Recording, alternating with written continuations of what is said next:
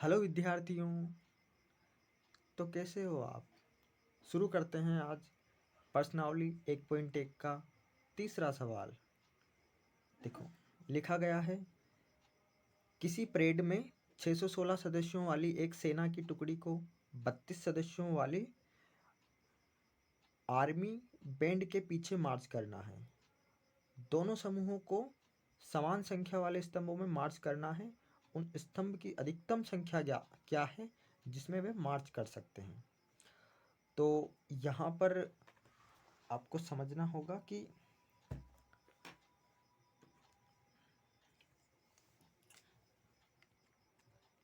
616 क्या है।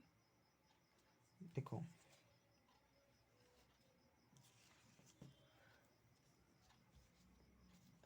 Question number प्रश्नावली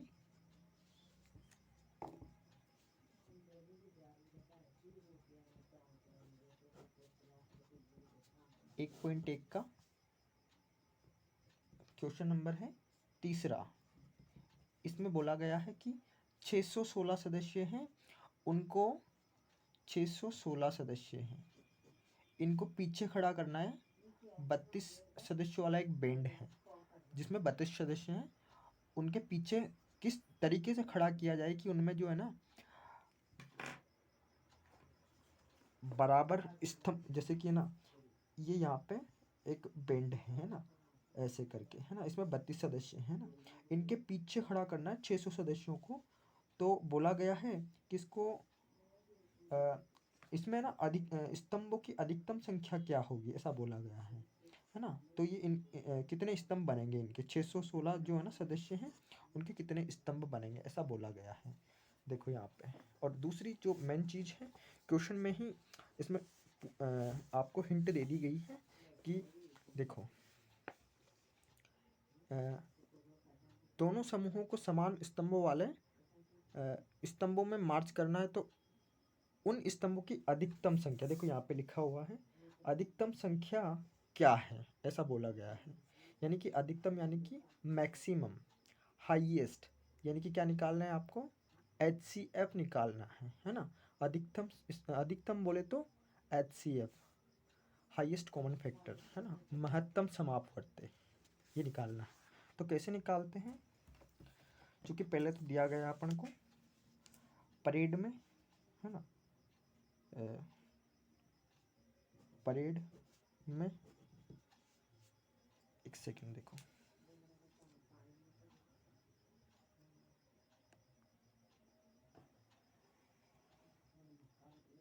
स्टैंड, ठीक है ना, परेड में सदस्यों की संख्या, है ना, सदस्यों की संख्या कितनी दी गई है अपन को, 616, कितनी दी गई है, 616, है ना। और बैंड में सदस्यों की संख्या कितनी है, बैंड में सदस्यों की संख्या कितनी दी गई है, 32। बोला गया है इन स्तंभों की अधिकतम संख्या ज्ञात करनी है अपन को। ऐसा कहा गया है कि स्तंभों की अधिकतम संख्या ज्ञात करनी है अपन को, है ना। तो कैसे निकालते हैं, बड़ा कौन है, 616, यूक्लिड विभाजन एल्गोरिथम लगा रहे हैं ना, है ना। क्योंकि यूक्लिड विभाजन क्या होती है, एक बार लिख दो, यूक्लिड विभाजन एल्गोरिथम, है ना, एल्गोरिथम क्या होती है, ए बराबर BQ+R, यही होती है। तो 616 बड़ा है, इसमें भाग देना है अपने को 32 का। कब तक देना रहता है, जब तक शेषफल 0 ना हो जाए तब तक देना रहता है ना। देखो, भाग दिया मैंने, देखो एक बार दिया, कितना है 32, 11 में से 2 गए तो कितने आए, 11 में से 2 गए तो सॉरी 9 बच्चे, है ना, 9 बच्चे, ठीक है। देखो 5 में से 3 गए तो 2, अब 29 में 32 का भाग नहीं जाता है, इसलिए ये वाला 6 उतारा। देखो अब मुझे यहाँ पे 29, आगे का देख लो, 29 और यहाँ पे आगे का देख लो 3 है ना, 3 यानी कि 9 तिया 70 यानी कि 9 बार जाएगा, है ना। देखो 9 दूनी 18 हासिल का 1, 9 तिया 27 और 1 28, बोलो कितना आ गया, 16 माइनस 8, 8 बचता है। देखो उसके बाद 8 में से 8 गया 0, 2 में से 2 गया 0, है ना, आगे भाग नहीं जा रहा, है ना। तो चरण प्रथम, पहला चरण क्या आएगा, बोलो 616 को में अपन ने भाग दिया किसने का, 32 का, यानी कि भाजक 32 कितनी बार गया, 19 बार, यानी कि भागफल 19 है। और शेषफल क्या बचा, 8 बचा। ठीक है, कब तक भाग देना होता है, जब तक कि शेषफल 0 ना हो जाए, है ना, शेषफल शून्य ना हो जाए। ठीक है, 8 चौक 32 होता है ना, 4 अट्ठे 32, कितना आ गया, 0 आ गया। ठीक है, तो यानी कि 8 का भाग दिया तो 0 आ गया, यानी कि यही अपना HCF है, यही अपना आंसर है ना। यही अपने स्तंभों की अधिकतम संख्या है। देखो चरण चरण 2 कितना है, 32 बराबर कितने का भाग दिया, 8 का, 4 बार गया 0 शेषफल। इसी के ऊपर वाला के दो, या फिर जिसका भाग जाए, जिसका पूरी बार भाग चला जाए, वो होता है HCF, है ना। तो इसलिए स्तंभों की अधिकतम संख्या, है ना, स्तंभों की अधिकतम संख्या, अधिकतम संख्या बराबर कितनी आ गई, 8 स्तंभ। ये अपना आंसर हो गया। ठीक, देखो स्क्रीनशॉट ले सकते हो। अगला क्वेश्चन नंबर 4, देखो क्या है अगला क्वेश्चन, क्या है, यूक्लिड विभाजन प्रेमिका का प्रयोग करके दर्शाइए कि किसी धनात्मक पूर्णांक का वर्ग किसी पूर्णांक m के लिए 3m या 3m+1 के रूप का होता है। बोला गया है वर्ग, आपको कोई संख्या लेनी है और उसका वर्ग सिद्ध करना है कि वो 3m या 3m+1 के रूप का होता है। देखो कैसे, जैसे कि कोई संख्या मैं मान लेता हूँ x है। देखो यहाँ क्वेश्चन में बोला गया है कि x ही लेनी है अपन को, है ना, या क्वेश्चन में पहले ही बोल दिया उसने, नहीं तो मैं a लेता, है ना। देखो x है ना, मान लीजिए x कोई धनात्मक पूर्णांक है, तो मैंने मान लिया कि x कोई धनात्मक पूर्णांक है और उसका जो वर्ग है वो क्या आना चाहिए, या तो 3m आना चाहिए या 3m+1 आना चाहिए, है ना। ये अपन को सिद्ध करना है ना, ये अपना टारगेट है ना। तो क्वेश्चन स्टार्ट करते हैं।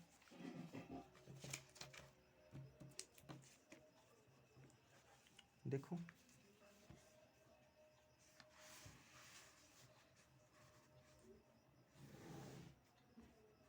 क्वेश्चन नंबर 4, देखो माना कोई धनात्मक पूर्णांक x है जो कि 3 से बड़ा है। देखो 3 से बड़ा क्यों है, क्योंकि ये होता है भाज्य, और ये भाज्य जो होता है वो भाजक से हमेशा बड़ा होता है ना। अपन को भाजक दे दिया गया है, कितना दे दिया, 3 3। देखो यहाँ पे मैं आपको बताता हूँ, ये 3 दे रखा है अपन को, है ना, कहाँ गया, ये रहा 3 3, यानी कि जो कि विभाजन एल्गोरिथम हम जानते हैं क्या होती है। विभाजन एल्गोरिथम होती है,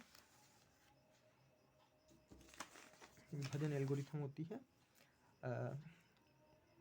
यही a बराबर BQ+R, ये होती है ना। तो उसने अपन को क्वेश्चन में दे दिया गया है 3m या, हाँ 3m या फिर और भी दे दिया 3m, सॉरी ये रहा 3m 3m+1, है ना। तो यानी कि 3 अपन को दे दिया गया है ना, यानी कि b का मान अपन को, यानी कि भाजक का मान अपन को क्वेश्चन में दे दिया गया है।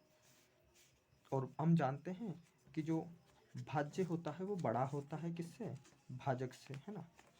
ठीक है, अर्थात अब यहाँ माना कोई धनात्मक पूर्णांक x है जो कि 3 से बड़ा है, अर्थात b बराबर 3, जो कि दिया हुआ है ना, दिया भी है ना, दिया है। ठीक है, अब देखो b अपने पास जो भाजक है वो 3 है, तो क्या शेषफल कितना हो सकता है ना, इसीलिए शेषफल r बराबर या तो वो 0 होगा, या फिर वो 1 होगा, या फिर वो 2 होगा, है ना। लेकिन 3 नहीं हो सकता, क्योंकि शेषफल जो होता है वो भाजक से छोटा होता है ना। जो शेषफल होता है वो या तो 0 हो सकता है या 0 से बड़ा होगा, है ना, या तो 0 हो सकता है या 0 से बड़ा होगा, लेकिन किसी भी कंडीशन में वो b से बड़ा नहीं हो सकता, है ना, b से तो छोटा ही होगा, है ना। ठीक है, तो इसीलिए r बराबर 0 1 2। ठीक है, चूंकि यूक्लिड विभाजन एल्गोरिथम, है ना, यूक्लिड विभाजन एल्गोरिथम एल्गोरिथम क्या होती है, a बराबर बी क्यू प्लस आर, यही होती है। क्योंकि b का मान अपन को कितना दे दिया गया है, 3q प्लस आर। ठीक है ना। ठीक, अब स्थितियां देखते हैं, अलग अलग स्थितियां देखेंगे, है ना। देखो स्थिति फर्स्ट, यदि r बराबर 0 हो, पहले अपन 0 लेंगे फिर 1 2 ऐसे, है ना, 0 हो, तब a बराबर कितना होगा, 3q प्लस 0, है ना, यही होगा। अब बोला गया है क्वेश्चन में इनका वर्ग, है ना, इनका वर्ग क्या होना चाहिए। देखो बोला गया है धनात्मक पूर्णांक का वर्ग किसी पूर्णांक m के लिए 3m या फिर 3m प्लस 1 के रूप का होना चाहिए ना, वर्ग करना है ना। इसीलिए मैं लिख देता हूँ दोनों तरफ का वर्ग करने पर, है ना, दोनों तरफ का वर्ग करने पर। ठीक है ना। तो देखो यहाँ तक समझ रहे हो ना तुम लोग। ठीक है, हाँ आ रहा है तुम्हें समझ में। ठीक है, देखो सॉरी, हाँ ठीक है, यहाँ पर सॉरी, यहाँ एक मिस्टेक कर दी क्वेश्चन में। ए बी अपन ने मान लिया था, एक्स मान लिया था, है ना। तो ये जो यूक्लिड विभाजन एल्गोरिथम है इसको एक्स ले लेना, है ना। ठीक, एक्स मान लिया ना, इसलिए इसलिए ए का मान भी अपने पास है एक्स। ठीक है, तो यहाँ एक्स बराबर क्या आ गया, 3q प्लस 0। ठीक है, अब इसका वर्ग करा दोनों तरफ से तो क्या आया अपने पास, बोलो वर्ग करने पर क्या आया, एक्स स्क्वायर बराबर इसका वर्ग किया तो एक्स स्क्वायर, और 3, देखो ये तो 0 हो गया है ना, इसमें जुड़ा तो ये टोटल तो 3q ही है ना। ठीक है, तो 3q का वर्ग 9q स्क्वायर। ठीक, अब मैं क्यों 9q को जो 9q स्क्वायर है इसको मैं 3 गुणा या फिर कोष्टक के अंदर ले लेता हूँ, ऐसा लिख सकता हूँ, है ना, लिख सकता हूँ। Very good. ठीक है, अब मान लेता हूँ, मैं माना 3q स्क्वायर बराबर मैं m मान लेता हूँ, तो इसीलिए मुझे एक्स स्क्वायर बराबर क्या मिल जाएगा, 3m। यही तो हमें सिद्ध करना था, तो एक तो आ गया 3m।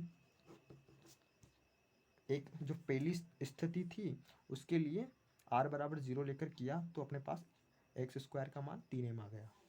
अब देखते हैं दूसरी स्थिति, है ना, क्या आता है दूसरी स्थिति। देखो दूसरी स्थिति, है ना, देखो दूसरी स्थिति,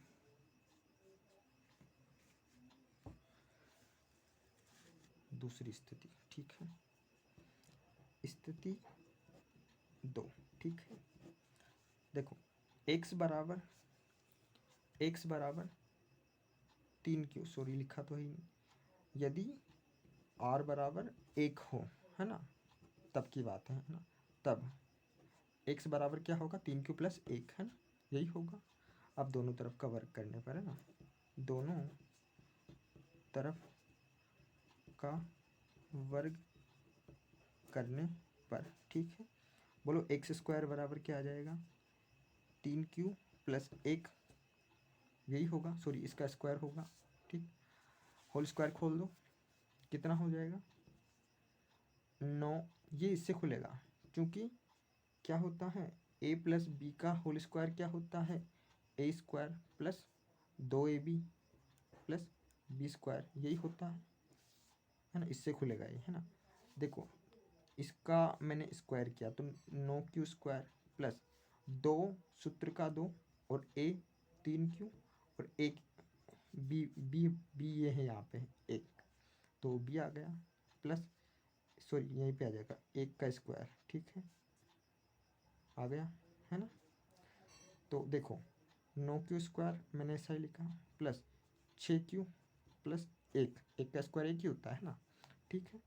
अब मैं यहाँ से 3 कॉमन ले लेता हूँ, है ना, इन दोनों जगह से 3 कॉमन ले लेता हूँ। देखो 3 कॉमन लिया तो यहाँ बचा 3q square plus 2q plus 1, ठीक, चूँकि यहाँ बराबर में चल ही रहा था एक्स स्क्वायर, ठीक है। अब मैंने माना, क्या माना कि 3q स्क्वायर प्लस 2q बराबर m मान लेता हूँ मैं, ठीक है, रखो मान। इसीलिए क्या था बराबर में एक्स स्क्वायर था, बराबर क्या आ गया 3m, इस कंप्लीट की जगह पे m हो गया, है ना, और पीछे क्या बचा हुआ था एक, वो लिख दिया, है ना।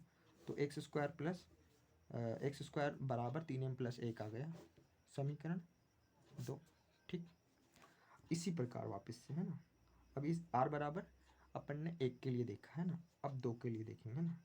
स्थिति कहाँ तक देखना है अपन को 2 से ज़्यादा नहीं देखना है ना, 2 तक ही देखना है, क्योंकि शेषफल मैक्सिमम 2 हो सकता है यहाँ पे।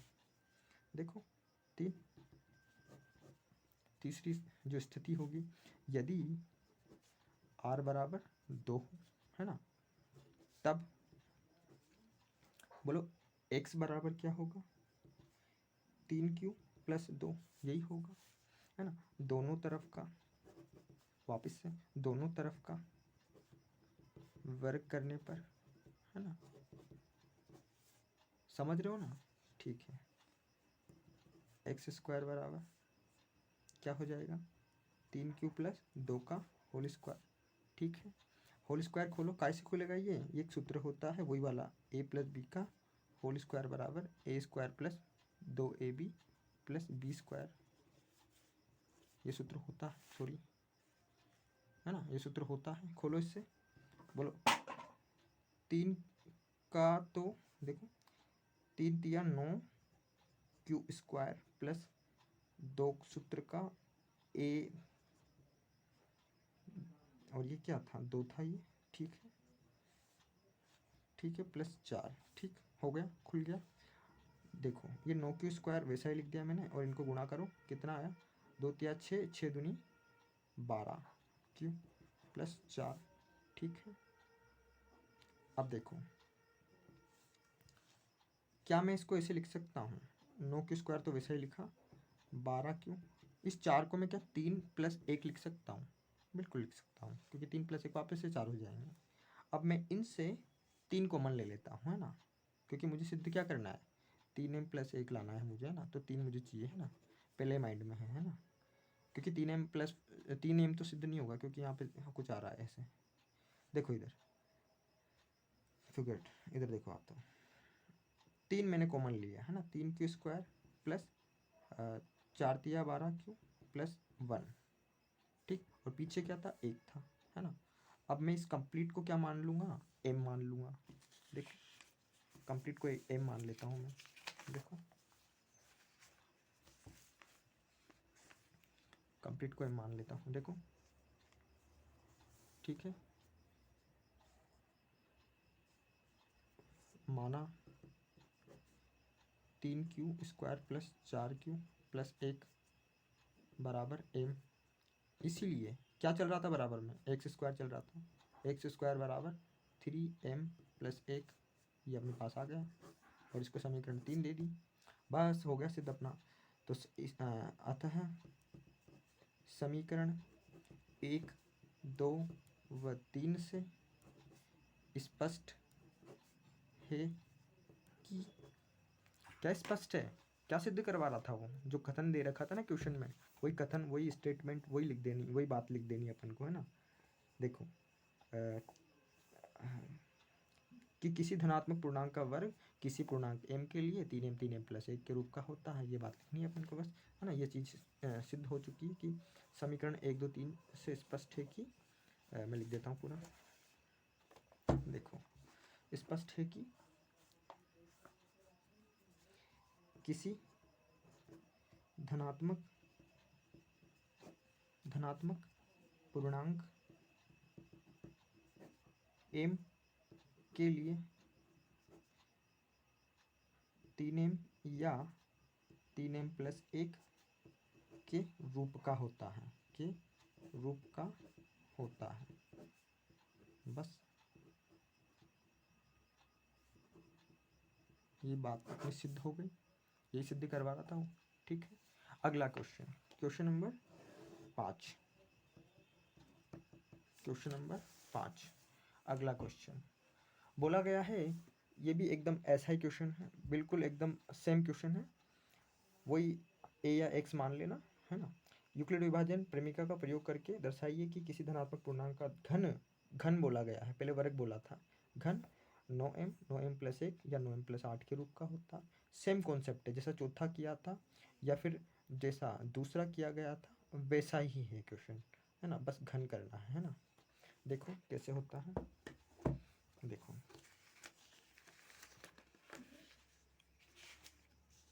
कैसे होगा, देखेंगे। देखो क्वेश्चन नंबर 5 1.1 का रह गया था, वो देखो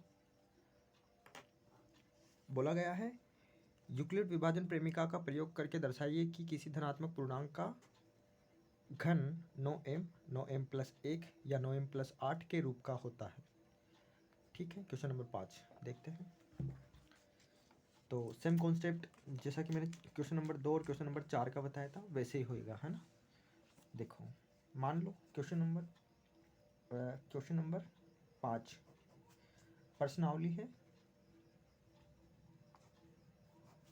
1.1 का, है ना। देखो यूक्लिड विभाजन प्रेमिका से, है ना।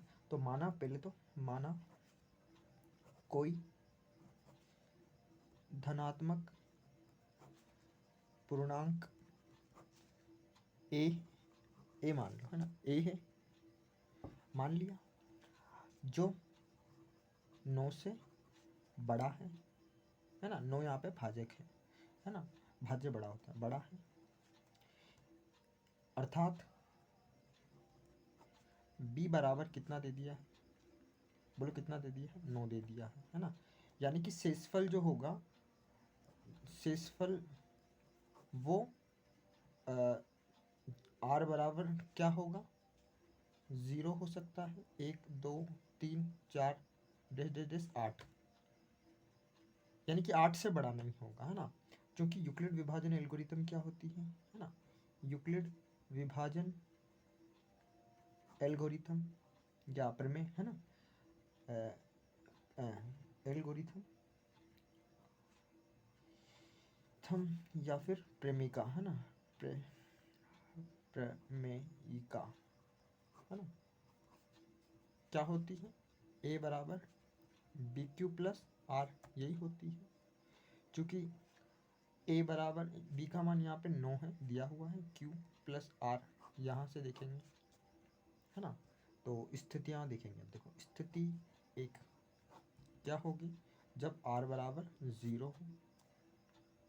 देखो तो a बराबर क्या होगा, बोलो क्या होगा, 9 क्यू, यहाँ से बताओ 0, है ना, यानी कि 9 क्यू ही होएगा, है ना।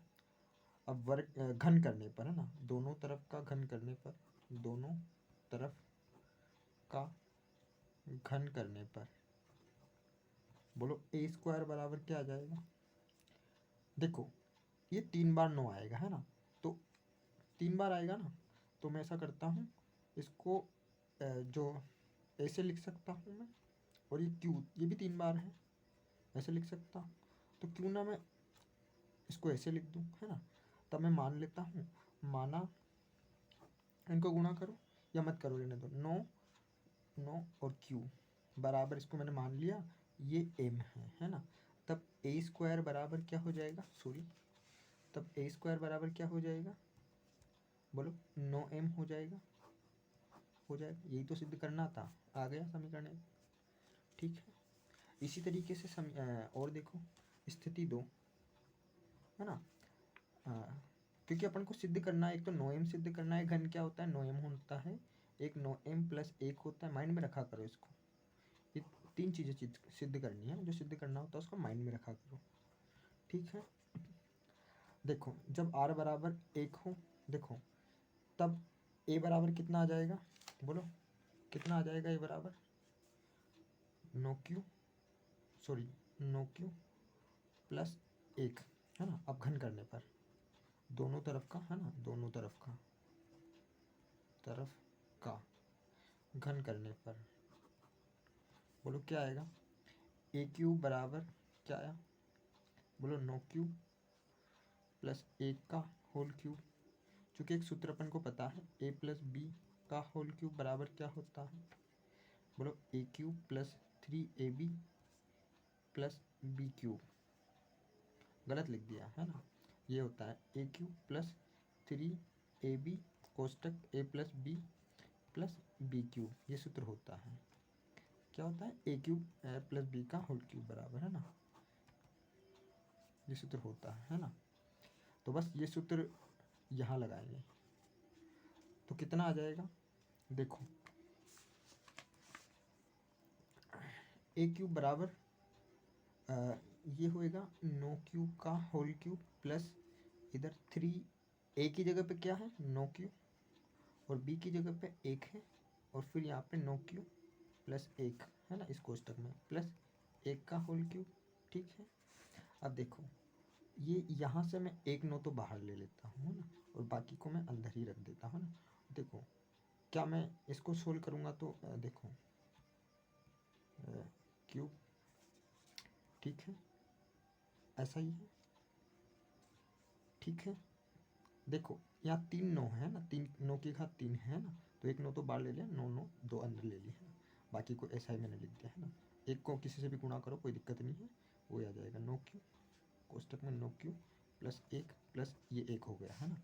अब मैं क्या करता हूँ, यहाँ से मैं सिर्फ और सिर्फ नो कॉमन ले लेता हूँ ना, ये वाला नो और ये वाला नो। देखो नो कॉमन ले लिया, अंदर क्या आ गया, ये नो डॉट नो, सॉरी नो, नो गुणा नो, और ये गुणा में एक और क्यूब, क्यूब है, और ये 3 प्लस नो क्यूब प्लस 1 वैसा का वैसा ही, और पीछे का वैसा का वैसा। अब मैं क्या कर, अंदर का जो कोष्टक था इसको मैं मान लेता हूँ ये m है, माना नो डॉट नो क्यूब प्लस 3 नो क्यूब प्लस 1 बराबर m। तो ये क्या चल रहा था, ए क्यूब चल रहा था, है ना, इसीलिए ए क्यूब बराबर नो m प्लस 1, ये आ गया समीकरण 2, है ना। इसी तरीके से आगे देखो, यदि मैं मान लूँ स्थिति 3, यदि r बराबर क्या हो, यदि r बराबर 2 हो, तब a बराबर कितना आ जाएगा, तब a बराबर आ जाएगा नो क्यूब प्लस 2। वापस से घन करेंगे तो a क्यूब बराबर आ जाएगा नो क्यूब प्लस 2 का होल क्यूब। इसको है ना इसी सूत्र की सहायता से खोल देंगे, कितना आ जाएगा, नो क्यूब का whole cube plus 3 a b, है ना, ये सूत्र लगा रहे हैं अपन, नो क्यूब प्लस 2 प्लस इधर हो जाएगा 2 का होल क्यूब। बोलो इनको अब यहाँ से मैं उसी तरीके से 9 है ना बाहर निकाल लूँगा। ये देखो ये तो हो गया 8, देखो आराम से कर लो, कोई दिक्कत नहीं है।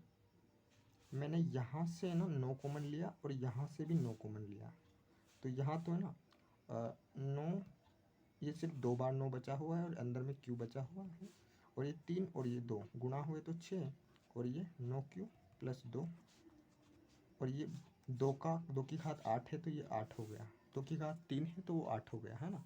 मैं वापस से इसको क्या मान लूँगा, इसको क्या मान लूँगा, इसको मैं मान लूँगा m मान लूँगा इसको, है ना। तो बोलो कितना आ जाएगा, बोलो इसको m माना तो माना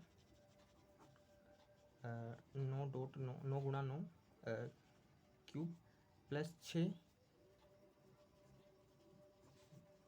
बराबर m, है ना। इसीलिए a क्यूब बराबर 9m, ये पूरा m हो जाएगा, है ना, प्लस 8, है ना। ये अपन को सिद्ध करना था। ये समीकरण 3 आ गई। देखो यहाँ पे देखो, एक तो 9m सिद्ध कर दिया, एक 9m प्लस 1 सिद्ध कर दिया, और एक 9m प्लस 8 सिद्ध कर दिया। बस तीनों चीज़ें सिद्ध कर दिए, तो बाकी का ये जो मान थे 2 तक में ही आ गए। देखो 0 1 2, है ना, 2 तक में आ गए। बाकी का आगे का निकालने की अब ज़रूरत नहीं है, क्योंकि आ गया अपना मान, है ना। तो बस इसी प्रकार आगे, है ना, इस प्रकार समीकरण 1 2 व 3 से स्पष्ट है कि क्या स्पष्ट है कि वही स्टेटमेंट लिख दो जो भी कथन है दे रखा है एक प्रश्न में, कि किसी धनात्मक पूर्णांक का घन 9m 9m प्लस 1 या 9m प्लस 8 के रूप का होता है। बस ये लिख दो कि किसी, है ना, यहाँ से देख के लिख दो, फिर कोई दिक्कत नहीं है ना। किसी धनात्मक